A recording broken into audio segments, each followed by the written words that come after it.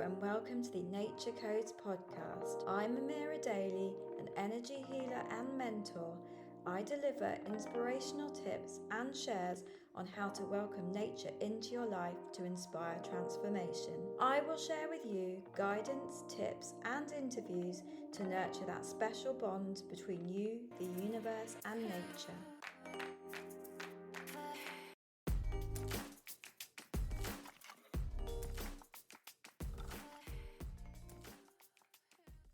Welcome back to the formerly Animal Codes, now Nature Codes. I changed the name because I just felt more in alignment with the idea of using nature to heal, and I think from my background, I feel like the name is more in alignment with what I'm trying to do in this space. And over the last couple of years, I've definitely feel like I'm being guided into different modalities and ideas and inspirations. And I feel like my work is fluid. It is ever changing and molding and developing. And so I always think that nothing is permanent, and I just want to keep evolving what I'm offering. And I just feel the Nature Codes is more in alignment with where I want to take this space in the future. So welcome to the Nature Codes, my new name for my podcast. I'm very excited to start off this episode, and it is a subject that's very close to my heart. I've always had a love for this element and its uses for healing and mental health. And to be honest, the guidance it gives me, the love I feel for it, it is water. It is obviously known in Feng Shui. It's like water, air, fire, earth, so it is a huge constituent of the universe. We're made up of 99% water molecules. The 99% comes from our molecular composition. So 99% of us is actually water. And that is incredible to think that we're 99% water. I mean, I find that thought quite mind-blowing. I've always been attuned to water in some way. I lived in Saudi Arabia when I was younger for 3 years because my dad is and was a scientist. So he would get jobs in different places, different universities, and one of them was in Saudi Arabia. And so we moved there. I think I was the age of 10, I think. We basically spent all of our time in water. So when we weren't at school, we were at the swimming pool, we were going into the sea with our friends. I mean, it was pretty magical, to be honest. I think it was where my love of water truly became part of my life. And even through school, I was offered to do my PADI open water. So I actually qualified as a scuba diver at the age of 12. And now I've worked myself through to rescue diver. I don't do so much diving anymore because my practical life with my children, I want to restart it once the kids are older, because I think it'll be easier to get back into that. I loved being underwater at the age of 12. Imagine immersing yourself in the underwater world. I mean, it was pretty incredible being amongst the coral reefs as a child. And I am forever grateful for that opportunity to be able to do something that a lot of people find when they're much older, being able to do it before I was even a teenager. I feel like that was a real awakening for me into the natural world for sure. And that must have then initiated my love for nature, biology, wildlife. And I have always had this affinity and love with dolphins and marine mammals. I worked on quite a few programs that involved looking at these animals, for instance, Blue Planet 2, but also programs for Netflix and National Geographic and Disney and things, all involving water. I worked on a cetacean program that was literally just about whales and dolphins, and yeah, I have this real affinity with the sea. My love for traveling has always taken me to various oceans. So I have dived in the Great Barrier Reef, the Mediterranean, the Red Sea, to name but a few, and I just absolutely just love being in the water basically. I recently, because I haven't been scuba diving, I've been doing more swimming and snorkeling when I'm able to, and there's nothing better than being in the open water or a body of water like a lake or a river. It's just that incredible feeling that you just don't get in a swimming pool. The swimming pool is really nice and I do enjoy that aspect, but the power you get from being in real water is, I don't know, there's just something magical about it that you can't get from swimming in a swimming pool for sure. The health benefits of water are insane when you start looking into it. The science around the health benefits of water are really starting to come through now. And when we tie it into mental health and healing, water is just unparalleled.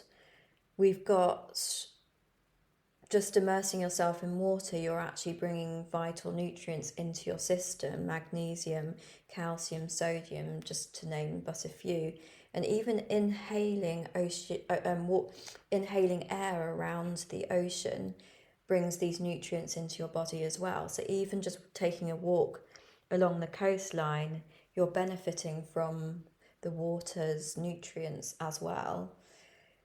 Being in water, even just visualizing water, seeing water, walking along water reduces stress levels, it reduces pain, it reduces inflammation, which is the main cause of disease. Water's effect on mental health is huge. It actually manages to regulate our emotions and causes a reduction in stress hormones. Cold water is even more healing.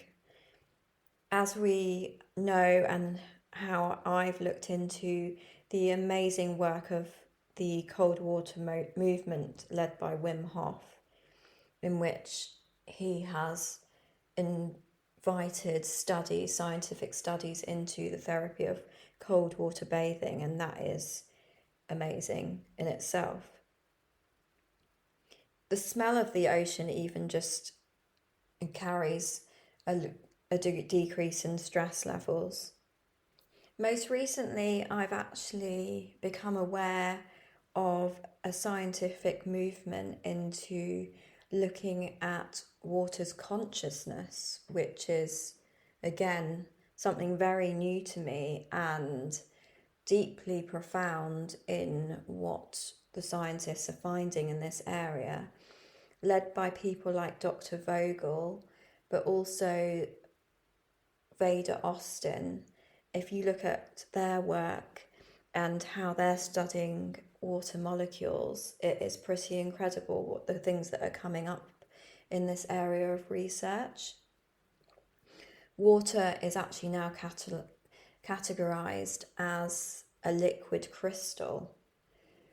Crystals are not really known in mainstream society as what they're just not seen in the right way. Crystals are able to hold a huge amount of information. They are used as microprocessors in the computer and technology industries. They're part of our watches, they're part of our computers. They can hold a vast amount of information through the quartz crystal, especially. And so now studies are showing that water is also able to carry information and is classed as a liquid fluid crystal. In fact, they're showing that water has an even more increased capability of holding information. They're finding there are two types of water, what we call bulk water and structured water. Bulk water is water that comes through our pipes, not necessarily carrying the best of the water for our bodies. It might have low energy, toxins, things like that. And in fact, it is not as transformative as structured water. Structured water, when looked in the microscope, has beautiful hexagonal shape and beautiful crystalline patterns within it, whereas bulk water does not have this. The structured water is the water that we carry in our system that organises all of our bodily functions. If we have bulk water surrounding our tissue, it can actually cause disease. So bulk water is very negative, it's not good for us, it's not organised enough, it doesn't have those amazing patterns that we see in nature. Nature is full of patterns and is highly organised. And so the purest water that's good for our system has these beautiful hexagonal patterns and structures. We need to be looking more at ingesting structured water over bulk water. In fact, Dr. Yang says the hexagonal structure of water is one that promotes health and increases longevity, whereas we can say bulk water might actually cause many of our health issues and reduce our longevity. It's interesting that our ancestors knew a lot more about this than we did, and they would often go to springs and find the purest waters that they could find. They would bless it and channel as much positive energy into the water as possible before drinking it. They would bathe their newborn babies in water and bless them in water. In fact, it's where a lot of religions get their blessings from, is through water. Think of Lourdes and other bodies of water, that there are these stories of mass healings taking place. And I believe that this is because these waters are highly structured. In fact, there are studies of places like Lourdes where they're starting to realise that the molecules within these bodies of water are highly organised. Veda Austin is taking this a step further by using people known to have telepathic qualities or healers to send energy into the water and then freezing this water and seeing the symbols that emerge and the patterns that emerge in the water. And she's finding that the more positive energy that is put into the water, the more highly structured nature and patterns of the water after freezing. She's even involving non-verbal autists to telepathically talk to the water. She's found that autists are telepathic in some ways, and so she's combining the two areas of research, and it's just absolutely fascinating what she's finding. Dr. Carly Nunde, in a book that I'm reading at the moment, highlights this in saying every time water rearranges itself, it is encoding new information in the structure while still remaining a highly intelligently organized and mobile school of molecular fish. This flexibility and mobility makes liquid crystals many more times responsive than solid state crystals. The water holds tremendous energy and is actually now referred to as a liquid crystal, as I have said before. And in fact, we need to start looking into where our water comes from, what sources it has come from, whether actually pipes, dark, cold, dingy pipes with no light is actually where we should be storing our water before we're drinking it. Where has this water come from? Has it come from positive sources or negative sources? Can we use our own consciousness to purify or cleanse the water using energy work? Will that help in maintaining our own health?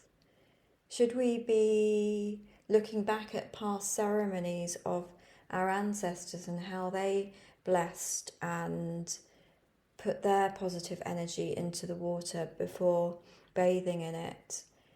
Can we look back at other societies that have used water in a positive way and have a good spiritual understanding of water?